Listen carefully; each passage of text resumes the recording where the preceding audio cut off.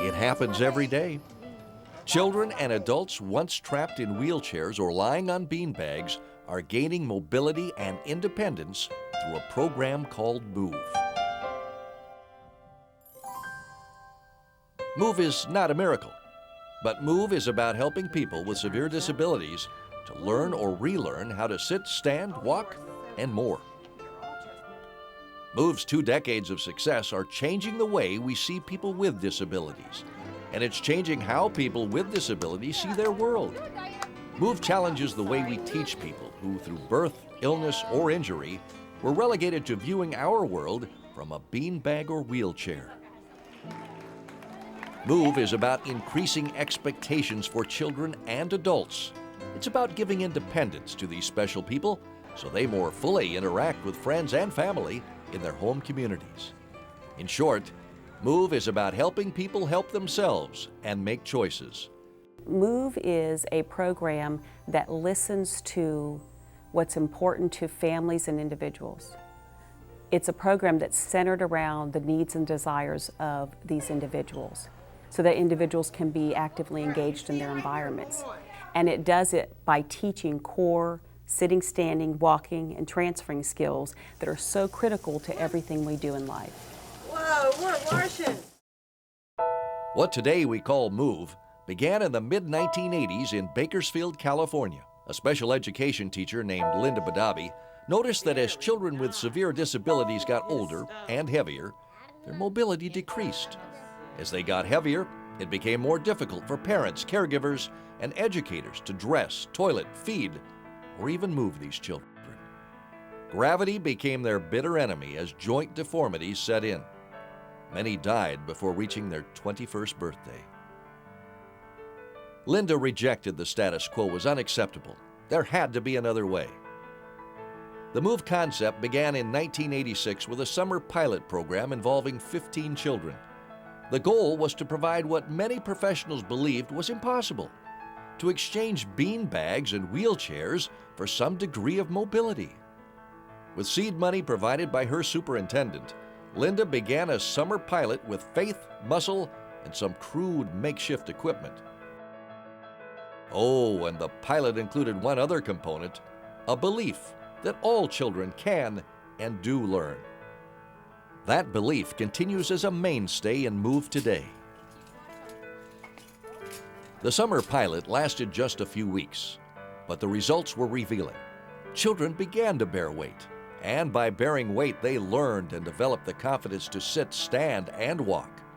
Slowly, they gained mobility. The summer pilot's success led to the decision to continue the MOVE program throughout the regular school year.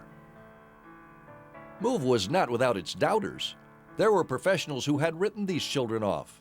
But the mobility gains these pioneering children made gradually changed skeptics into believers. Suffice it to say, MOVE was never a well-kept secret, nor was it intended to be. It wasn't long before parents began making visits to Bakersfield. Some came from other parts of California. Others even came from other states and took up residence in Bakersfield so their children could participate in MOVE. Slowly, MOVE began to evolve as other schools and organizations adopted the concept and curriculum. In less than a decade, MOVE was being taught throughout the United States, as well as Europe and Asia. Today, the MOVE curriculum is published in 13 languages, and MOVE has since evolved into MOVE International, a standalone 501c3 charity. Model sites have been established in the U.S. and New Zealand. Model sites provide fertile ground for innovation, observation, and frontline experience and education for those who want to learn about MOVE.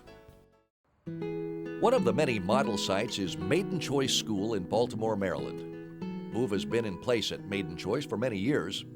Has it made a difference? Here's what one parent has to say about her son, Tyler. The first time I saw Tyler walking was when I came into the school for a program. I saw Tyler walking down the hallway to go to the program, And the feelings that went through my body just seeing my child walk when they told me that he wasn't going to be able to walk was just amazing. Before coming to Maiden Choice, he was just rolling around on the floor. Now, since he's came to Maiden Choice, he is pulling to stand. He is walking with a walker. He also uses a gait trainer and also uses a mobile stander. Move also made a significant difference for students and staff at Maiden Choice School, according to former principal Sharon Ward. Before Move, we had many students who were in beanbags, who were on mat tables or on mats on the floor. They spent much time reclined or in what we felt to be comfortable positions and were passively stimulated and spent much time sleeping. The students who had an opportunity to be part of the MOVE curriculum were waking up. There was no other way to really describe it, but they were more alert. They seemed to benefit more from any instruction that was offered to them in the classroom. We saw excitement in teachers who had been teaching for 25 years. There was a renewed energy in the staff. Ward also underscored the fact that while MOVE uses equipment, MOVE is not about equipment. One of the challenges that we faced as a school when we started implementing the MOVE program was to help our teachers understand that putting a child in a piece of equipment and sending them out in the hallway was not doing MOVE. We had trained our staff to understand that you don't want to take a student for a walk as you would take a pet for a walk. That students need to understand there's a purpose to that movement, to move where, to do what. So now at Maiden Choice School, what you see is students delivering a message to the office, or students moving from their classroom to the gymnasium for their PE class with the rest of their students, with maximum focus on developing motor skills and mobility skills. When MOVE was created, the curriculum targeted only children with severe disabilities. But as we entered the 21st century, it became apparent that MOVE also offered promise to adults. What followed was 2 years of research which produced a curriculum geared to adults. Moving into the adult arena did another good thing. It challenged the belief that people with disabilities, once they become adults, cannot learn. The MOVE for Adults curriculum was written by University of West Florida professors and researchers Stacy and Keith Winnery and MOVE founder Linda Badabi. Research included in the curriculum underscores the importance of client motivation. One of the things that was reinforced greatly in the research that we've done is the importance of motivation. We found that it wasn't just getting individuals up and in equipment and practicing skills that made the difference. It was giving them the motivating activities so that they could really enjoy what they're doing and want to practice and become productive. Researching and writing the curriculum were critical first steps. But the most important step was to try it out on adults with disabilities. That took place during a 2-year pilot study conducted at Chesapeake Care Resources, a widely respected adult day program located in Northeast Maryland. Why would an established, well-run program like Chesapeake Care Resources elect to become the adult pilot site for MOVE? There's always been a philosophy with some that once someone turns 21, then everything changes. They no longer are able to learn, therapies are no longer needed, and I've never believed that. So when MOVE came along, I saw an excellent opportunity to incorporate that program and all the concepts to enhance the lives of the individuals that we were working with, and that goes into our philosophy. The integration wasn't without its challenges. Initially, some staff members were concerned that more work might be involved. But staff concerns quickly shifted to staff acceptance when adult clients began performing tasks never thought possible. And staff members experienced less body fatigue while workplace injuries declined. Like children, adults who use the MOVE curriculum breathe better, stand and sit straighter, are healthier, and make many of their own choices. Before MOVE came, I hate to say, but it almost looked like a warehouse full of wheelchairs. They were covered all over the building, and it was everybody in wheelchairs, beanbags, etc. Yes, they were in classes doing activities, but now They're in pacers, they're cruising all over the place. I mean, you have to watch out for them before they run you over. They're in activities, they're smiling, they're giggling. It's a better place, it really is. And they're happier, and that's what makes us happy, because we're here for them. We're not your typical day program anymore. Like Move for Children, Move for Adults had some skeptics. We think that this is it for them. They can't really do much more because it's already been tried. But that's actually very, very untrue. People who've been sitting in their wheelchairs, not getting up out of them, or ever walking for 40 years or more, they can get up out of their chairs and start walking with support or without support, some of them. They're sitting in regular chairs, and it's the experts, the physical therapists, the doctors, the other professionals who have been trained with so much education. We're the ones that are disbelieving so much of the time because we think we know better, that from a neurological standpoint it can't be done. But with lots of practice and lots of effort and with meaningful activities, it makes a huge difference. When someone's motivated, it's amazing what they can do. Cindy Spink, Director of Day Programs, has supervised the Adult Move program since its inception. The difference is amazing now because they are doing and we are assisting.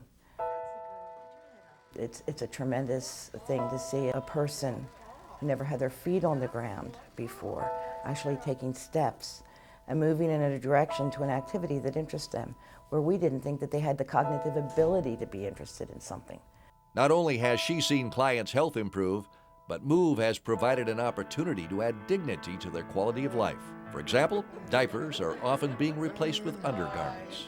Unfortunately, these folks who have no ability to toilet themselves have been treated with little dignity and little respect. We started on a toileting program with them about a quarter of the way through our research study.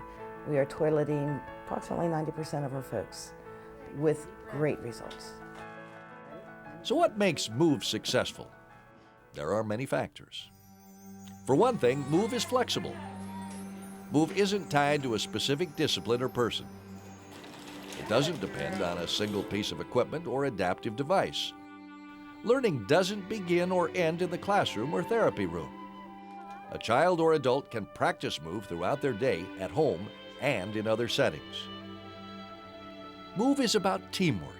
In fact, teamwork is a key building block in any successful Move program. The team concept is a core component of the Move program. This is when the therapists, the educators, the support staff are all working together around the common goal of what the family wants for this individual or what the individual himself or herself wants. When this family-centered team concept is in action, it's amazing what can happen to change people's lives. And what does Move do for the child or adult's quality of life? Imagine being able to go with family members in the community, or joining friends for ice cream, or having the skills to eat, help bathe, and dress yourself, reducing assistance needed by the parent or caregiver. Move is not a quick fix. It requires work and commitment by professionals, caregivers, and clients. It requires countless repetitions. In fact, it's not unusual for a child or adult to do 2,000 repetitions before mastering a skill. Progress often is measured in inches rather than steps. But progress does happen, and children and adults do learn. Earlier we said that Move does not center around equipment, but equipment is used throughout the education process. Equipment used in Move supports the individual while they learn to sit, stand, and walk. Equipment helps provide the motivation. Imagine how a person with disabilities feels when they see their world from a standing position for the first time. Equipment provides that all-important transition from wheelchair or beanbag to movement. As a child or adult masters various movements, the equipment or prompts are removed. Some clients will always need to be assisted by equipment, but mobility assistance with equipment affords far more independence in life, and this in turn improves the individual's quality of life and physical health. Too often, an assumption is made that people who can't express themselves don't have their own dreams or desires. Move works to fulfill those often unspoken dreams and desires, provides a fuller life to these special children and adults. To the outsider, they might not think that it's a really huge change, but for those who know these folks, they're huge changes, even the small ones. These people are awake. We have one young man who literally slept through his day. He has his own pacer. He gets up and he gets moving, and as a result, he's awake and alert. His mother was here to visit. She usually comes on Thursdays, and she was here to visit, and he was sitting in a regular chair at lunch, just sitting there, and she was helping him eat his lunch, and he was so alert and so alive, laughing and responding, that she started to cry. And you know, she just couldn't get over it. When you're not tied to a wheelchair and you're not all strapped in, it really opens up much more activity and much more opportunity for them. You just don't do it in the day programs. You do it in their residences, and you look at that person as a whole, and you enhance what they're doing, and you carry it throughout. Move is much more than mobility. It's about giving these special children and adults a purpose in life. It's about a life that offers quality and choices. Good girl.